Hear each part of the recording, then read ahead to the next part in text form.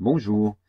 Eh bien, nous revoici alors dans le chapitre des nombres complexes. Pour l'instant, là, ça se voit pas tellement. Pour établir les formules d'addition du cosinus et du sinus dont on va avoir besoin régulièrement. Alors, la propriété est la suivante. On prend deux nombres réels, a et b quelconques. À ce moment-là, on a cos de a moins b. Eh bien, c'est la formule, hein, c'est cos de A, cos de B, plus sinus de A, sinus de B. Cosinus de A plus B, c'est cos de A, cos de B, moins sinus de A, sinus de B. Sinus de A moins B, ça va être sinus A cosinus B, moins cosinus A sinus B. Sinus A plus B, ça va être sinus A cosinus B plus cosinus A sinus B. Voilà. Alors, comme tu peux t'en rendre compte, hein, surtout, on ne dit pas que cosinus de A plus B, c'est cos A plus cos B. Il n'y a pas de pseudo-mégalo-distributivité du cosinus ou du sinus sur A et B. Hein, c'est pas du tout cela. Donc, quand je veux écrire le cosinus d'une somme de deux angles, ou le sinus d'une somme de deux angles, ou le cosinus d'une différence de deux angles, ou le sinus d'une différence de deux angles, eh bien, il faut utiliser forcément, obligatoirement, ces formules-là. Alors, comme il va falloir que tu les connaisses par cœur, eh bien, un petit moyen mnémotechnique, enfin, si l'on veut, hein, ou une petite astuce, après, peut-être que tu en trouveras d'autres ailleurs. Hein. Personnellement, je pense au fait que le cosinus, eh bien, en fait, on change de signe. D'accord? Le moins devient plus, le plus devient moins. Et par contre, on commence par le cosinus et on reste sur du cosinus jusqu'à ce qu'on trouve le signe d'addition ou de soustraction. Hein? Cos A, cos B, sinus A, sinus B pour le cosinus. Par contre, le sinus, on commence toujours par sinus, mais on intervertit sin A, cos B et le signe, lui, reste identique. Donc, comme on intervertit, le signe reste identique. Par contre, là, on n'intervertit pas, c'est que le cos et après que le sin, eh bien, on change de signe. Bon, voilà, ça vaut ce que ça vaut, peut-être pas grand-chose, mais moi, c'est un peu comme ça que je les retiens. Enfin bon, je sais même pas si j'ai encore à essayer de les retenir, je l'essaie. Point. Alors, démonstration. Bah ouais, démonstration. Et oui. On va démontrer une des formules et puis ensuite on verra que les autres formules vont venir entre guillemets toutes seules.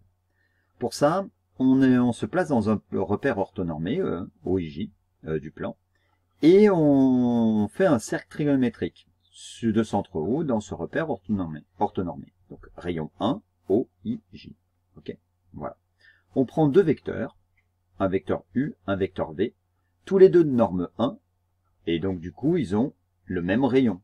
D'accord? Ils ont là on observe que la norme du vecteur U, bah, l'origine du vecteur U c'est le point O, et son extrémité est sur le cercle de rayon 1, le cercle trigonométrique. On va appeler A l'angle orienté IU, et puis B c'est l'angle IV. Voilà. Alors, dans ce cercle trigonométrique, alors j'ai pas précisé le sens d'orientation, hein, mais c'est le sens trigo direct. Hop, comme ça. Bon, ça ressemble pas bien à une flèche, mais là. Eh bien, on peut déterminer les coordonnées du vecteur U. Le vecteur U, là, l'abscisse, c'est cosinus A. Et son ordonnée, c'est sinus A. Donc, U, 1, a pour coordonnée cos A, sinus A. Et le vecteur V, bah, cosinus B, sinus B. Le vecteur V, je l'ai représenté ici, là, justement pour pas qu'on soit cantonné au premier cadran du cercle trigonométrique. C'est vraiment pour que dire que c'est des angles vraiment quelconques. Hein, et ça marche quel que soit A et B, des réels. Bon, maintenant, le truc c'est de calculer le produit scalaire entre U et V. Alors, produit scalaire, c'est le produit des abscisses plus le produit des ordonnées. Donc ici, c'est cos A, cos B, ah tiens, plus sinus A, sinus B. Ah tiens, ça me dit quelque chose. On a aussi U scalaire V. N'oublie pas nos petites flèches, hein, là. D'accord? C'est quoi? C'est norme du vecteur U. Ça, c'est une autre formule hein, du produit scalaire. Multiplié par norme de V. Et multiplié par le cosinus de l'angle orienté entre U, oh là là, et V. Si en plus je te perds en écrivant deux fois le vecteur U à la place de UV. Ok, l'angle orienté UV. L'angle orienté UV, en fait, qu'est-ce que c'est? Bah, c'est l'angle, quoi? C'est l'angle ici, donc c'est l'angle qui est là, hein, et ben c'est l'angle B auquel on a enlevé l'angle A. Donc le produit scalaire UV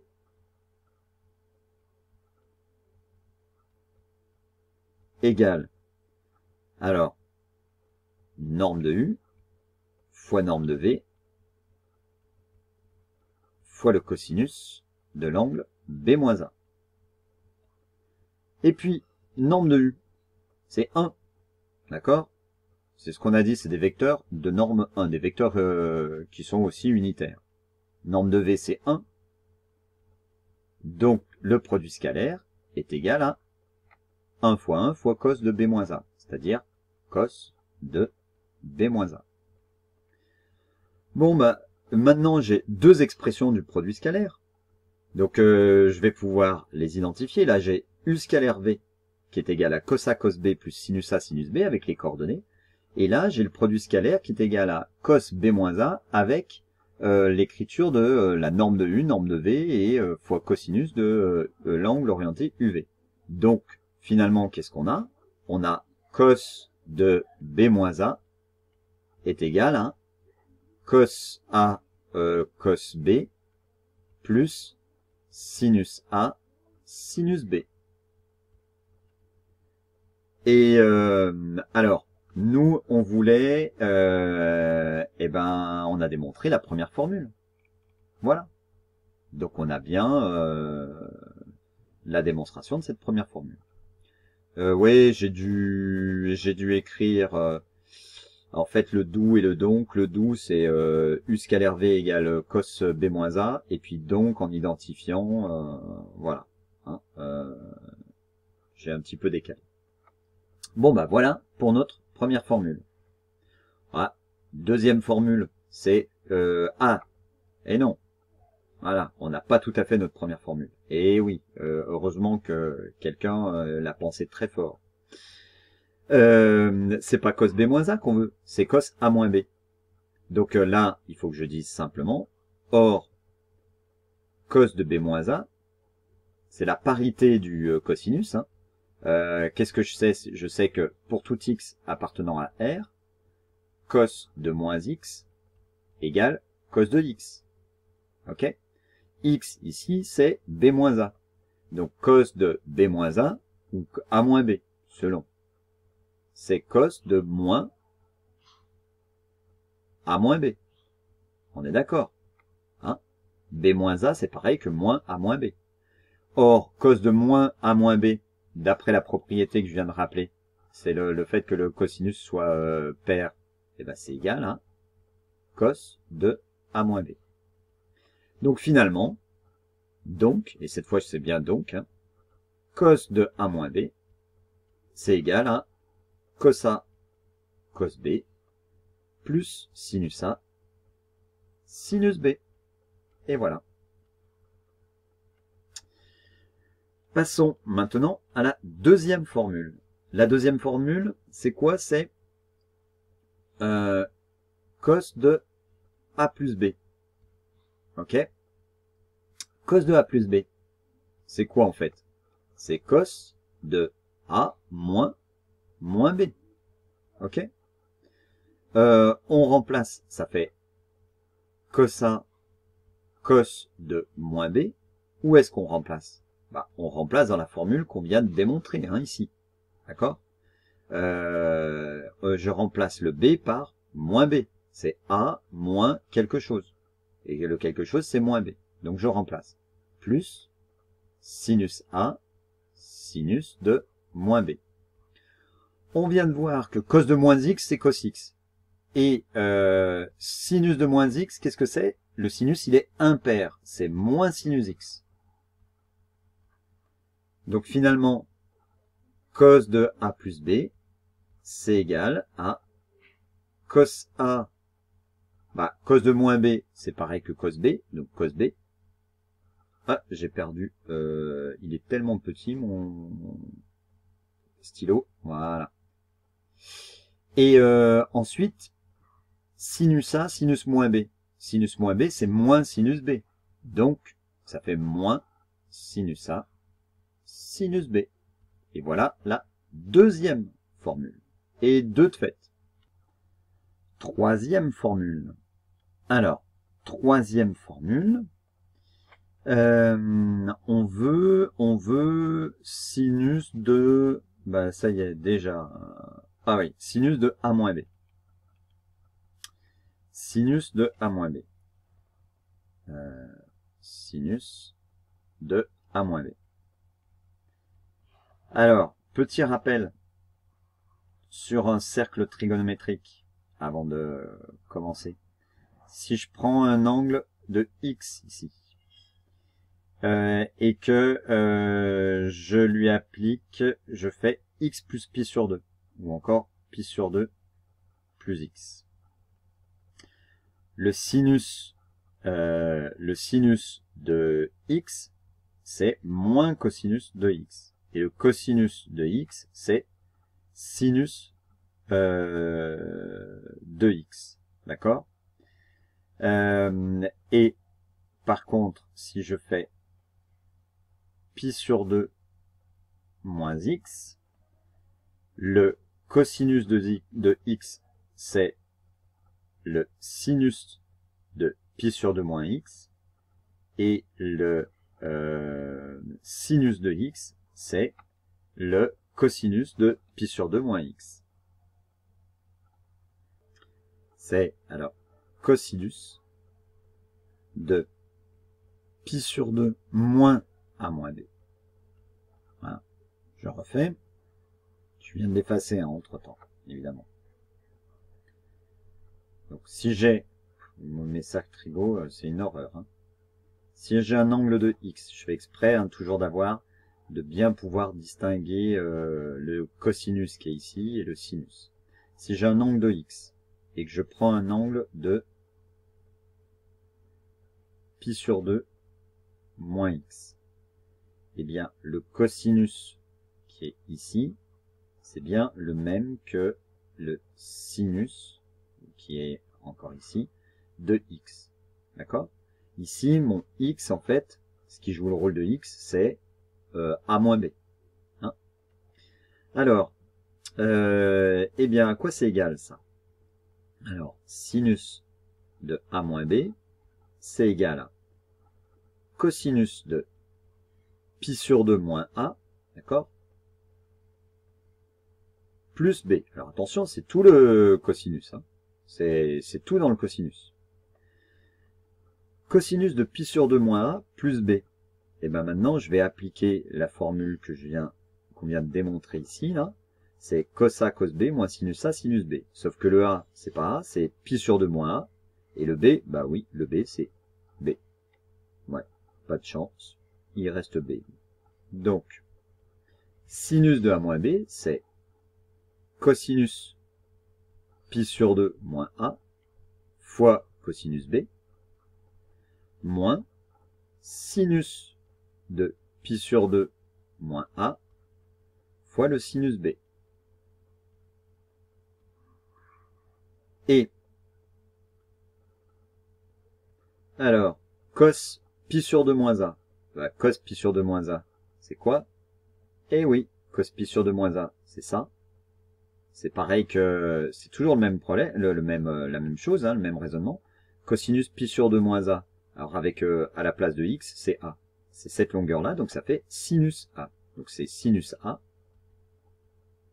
cos B, moins, et le sinus de pi sur 2 moins A, le sinus, il est ici, sinus, pi sur 2 moins A, c'est ça, et ben c'est pareil que le cosinus.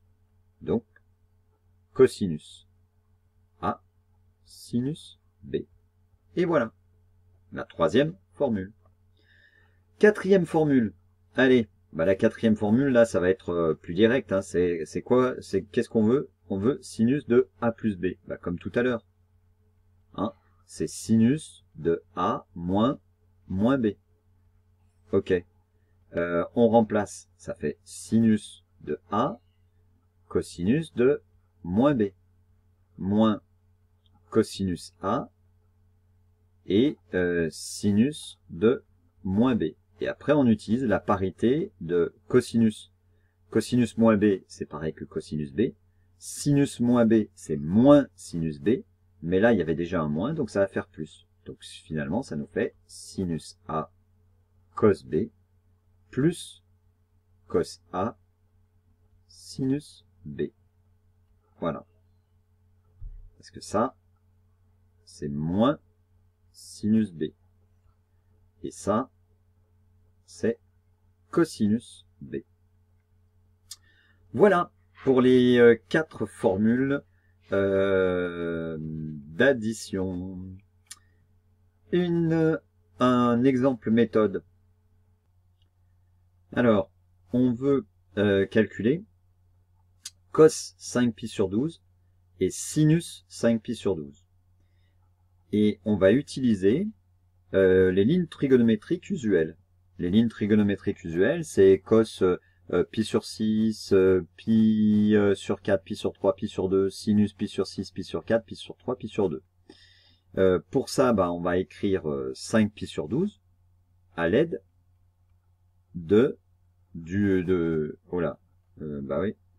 à l'aide de lignes trigonométriques connues. Eh bien, effectivement, si je prends du pi sur 4 et du pi sur 6, alors pour faire 12, il faut que là, je multiplie par, donc là, pour multiplier par 3, donc ça me ferait 3 pi sur 12, d'accord? Enfin, pardon.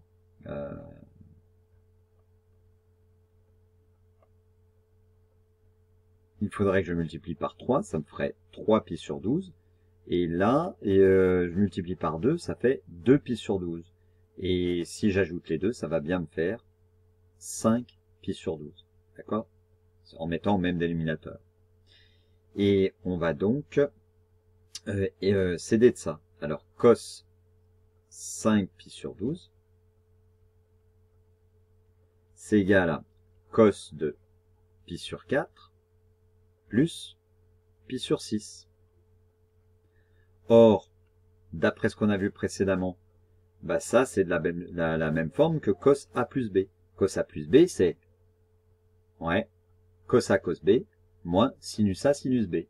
Sauf que le A c'est pi sur 4 et le B c'est pi sur 6. Donc ça fait cos pi sur 4, cos pi sur 6, moins sinus pi sur 4, sinus pi sur 6. Et maintenant, il faut les connaître par cœur, ces lignes trigonométriques. Donc ça fait cos pi sur 4, c'est racine de 2 sur 2. cos pi sur 6, ça fait racine de 3 sur 2. Ensuite, sinus pi sur 4, c'est racine de 2 sur 2. Et sinus pi sur 6, c'est 1/2. Si on a tout sur 4, donc finalement, ça nous fait racine de 2 fois racine de 3, ça fait racine de 6 moins racine de 2 fois 1, racine de 2 sur 4. Et voilà la valeur exacte de cos 5 pi sur 12, qui n'est pas à connaître par cœur, évidemment. Mais il faut avoir l'idée de faire ça. Alors, je te laisse faire la même chose là, avec sinus 5 pi sur 12. Sinus 5 pi sur 12, c'est sinus de pi sur 4 plus pi sur 6, et on utilise la formule sinus de a plus b. On vérifiera ensemble. Voilà. Eh bien, on s'arrête là pour les formules d'addition. Vont venir derrière les formules de duplication. Allez, bon courage, à la prochaine.